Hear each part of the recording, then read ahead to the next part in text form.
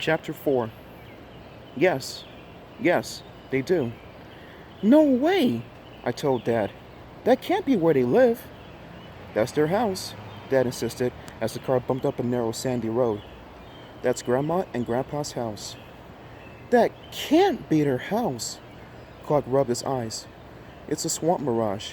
I read about them in Creatures from the Muck. The swamp mud plays tricks on your eyes. It makes you see things. See what I mean about Clark? He really does believe the stuff he reads.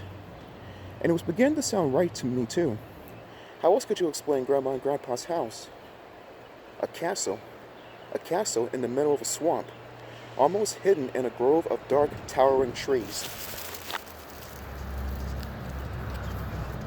Sorry, folks, page turn. Gotta hate him.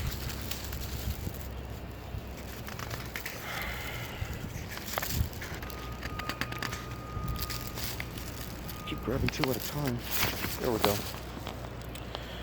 Dad pulled the car up to the front door. I stared at the house in the glow of the headlights. 3 stories high, built of dark gray stone. A turret rose up on the right side. On the left, a sliver of white smoke curled from a blackened chimney. I thought swamp houses were smaller, I murmured, and built on stilts. That's the way they look in my comic, Clark agreed. And what's with the windows? His voice shook. Are they vampires or something? I stared at the windows. They were tiny, and I could see only 3 of them. 3 tiny windows in the entire house, 1 at each floor. Come on, kids, Mom said. Let's get your luggage. Mom, Dad, and Clark climbed out of the car and headed for the trunk. I stood by the car door with Charlie. The night air felt cold and damp on my skin. I stared up at the big, dark house, almost hidden behind the trees, in the middle of nowhere. And then I heard the howl, a mournful howl, from somewhere deep in the swamp. A chill swept through me. Charlie pressed against my leg. I bent to pet him. What could that be? I whispered to the dog in the dark. What kind of creature howls like that? Gretchen! Gretchen! Mom waved from the front door of the house. Everyone else had gone inside. Oh my! Grandma said as I stepped into the gym entrance. This can't be our little Gretchen. She wrapped her frail arms around me and gave me a big hug. She smelled just the way I remembered, musty. I glanced at Clark. He rolled his eyes. I stepped back and forced a smile. Move aside, Rose, Grandpa yelled. Let me get a look at her. He's a little hard of hearing, Dad whispered to me. Grandpa clasped my hand between his wrinkled fingers. He and Grandma seemed so slight, so fragile. We're really happy you're here, Grandma exclaimed. Her blue eyes twinkled. We don't get many visitors. For a while, we thought you weren't coming, Grandpa shouted. We expected you hours ago. Flat tire, Dad explained. Tired? Grandpa wrapped his arms around Dad. Well, then come on in and sit down, son. Clark giggled. Mom shoved an elbow into his side. Grandpa and Grandma led us into the living room. The room was enormous. A whole house could probably fit inside it.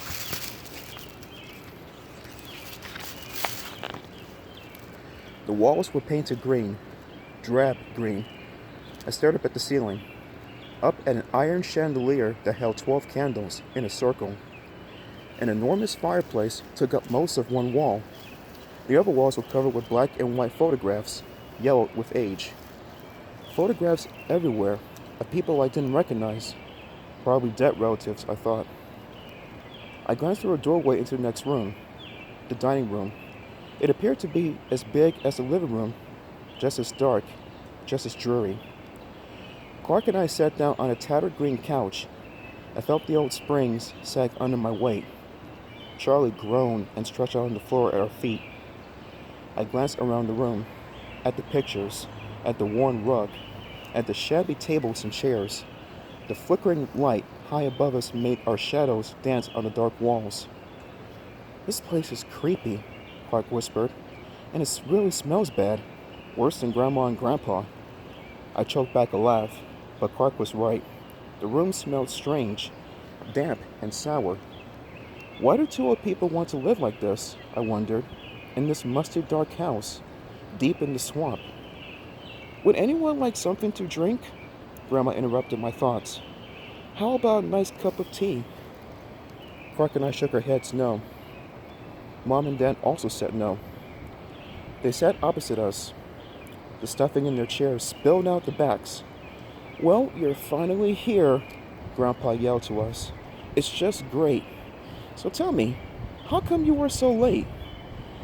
Grandpa, Grandma shouted to him, no more questions. Then she turned to us. After such a long trip, you must be starving. Come into the kitchen. I made my special chicken pot pie just for you. We followed Grandma and Grandpa into the kitchen. It looked like all the other rooms, dark and dingy. But it didn't smell as ancient as the other rooms. The tangy aroma of chicken pot pie floated through the air. Grandma removed 8 small pies from the oven, one for each of us, and a couple of extras in case we were starving, I guess.